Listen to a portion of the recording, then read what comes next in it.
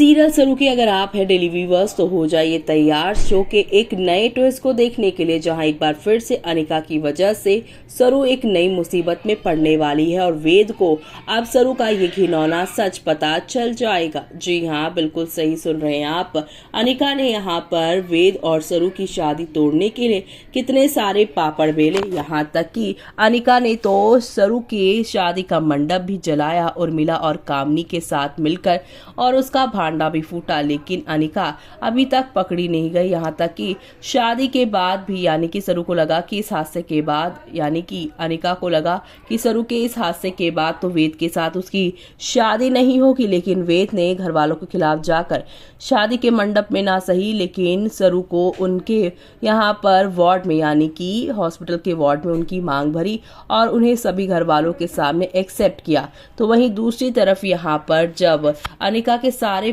Plan fail हुए तो शादी होने के बाद सरू की रियल आइडेंटिटी की वो अडॉप्टेड है, वो बजाज के रियल खून नहीं है, ये बात सबके सामने लेकर आई, जिससे तारा सरू और वेद का रिश्ता तोड़ने की वो कोशिश कर रही थी। ऐसे में अब आप सभी देखने वाले हैं किस तरीके से शो की कहानी में आप सभी को एक दो नहीं बल्कि काफी सारा ड्रामा और एंटरटेनमेंट देखने को मिलने वाला है, क्योंकि अब आप सभी देखने वाले हैं कि इस रियल आइडेंटिटी आने के बाद तारा अगेंस्ट भले हैं, लेकिन यहाँ पर सरू जो जो चीजें कर रही है उससे तारा इम्प्रेस हो रही है और वेद का प्यार तो अब शादी के बाद मिल ही रहा है। लेकिन अब आप सभी देखेंगे ये सारा कुछ देखने के बाद वेद और यहाँ पर सरू का प्यार देखने के बाद अनिका जो है आप सभी की सरू को एक बार फिर से एक नई मुसीबत में डालती नजर आएंगी। जी हाँ, अनिका ने दिया सरू को धप्पा और साथ ही धक्का भी और सरू को मिला दूसरी तरफ वेद का प्यार। ऐसे में इसी प्यार को देख के ही तो अनिका जल भुन गई हैं और यहाँ पर उन्होंने पूरी तरीके से